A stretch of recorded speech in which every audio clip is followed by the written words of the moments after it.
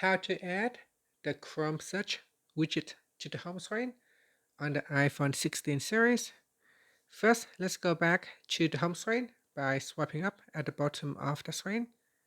And on the home screen, tap on a blank spot, touch and hold.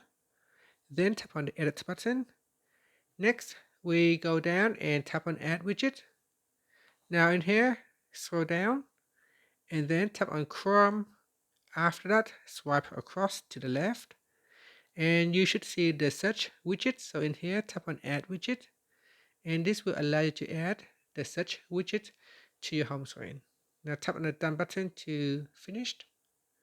Now when you want to quickly search for information or go to a website, you can just tap on this Chrome widget and that will allow you to quickly open up the Chrome web page, the Chrome browser, and then it will be ready for you to search for information, or you can enter in the URL. So here I can put in facebook.com and then go.